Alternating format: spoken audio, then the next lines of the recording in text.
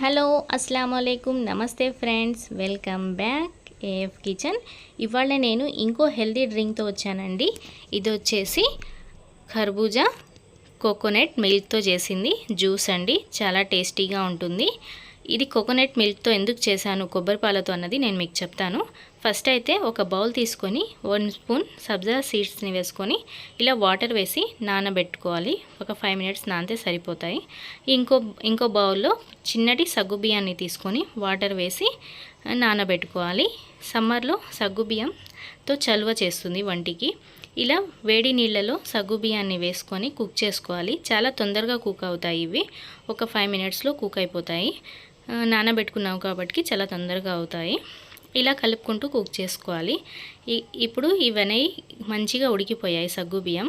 ఇలా ఉడికిన తర్వాత స్టవ్ని ఆఫ్ చేసి ఒక స్టెయినర్లో వేసుకొని వాటర్ మొత్తం పోయిన తర్వాత దీంట్లో కొంచెం ఇంకా ఫ్రెష్ వాటర్ని వేసి కలిపి పెట్టుకోవాలి. ఇలా సగ్గుబియ్యంతో డ్రింక్ చేసుకోవటం వల్ల వంటికి బాగా చలువ చేస్తుంది.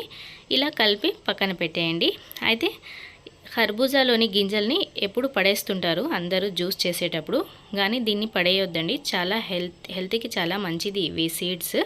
దీన్ని ఎలా యూస్ చేయాలి అంటే, ఇప్పుడు ఇలా తీసుకున్న తర్వాత ఒక స్టెయినర్లో వేసుకొని మంచిగా చేత్తో ఇలా మొత్తం పల్ప్ తీసుకోవాలి. దాన్ని తీసుకున్న తర్వాత ఆ సీడ్స్ ఉంటాయి కదా, వాటిని నీళ్లు వేసుకొని మంచిగా కడగాలి. ఇలా కడిగిన తర్వాత ఒక బౌల్లో తీసుకోండి.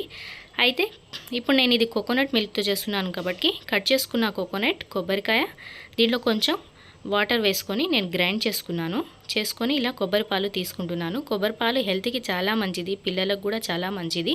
ఈ కొబ్బరి పాలు అనేది మనకు వడదెబ్బ తగలకుండా చేస్తాయి. దీంతో డ్రింక్ చేసుకోవడం వల్ల హెల్తీగా ఉంటుంది.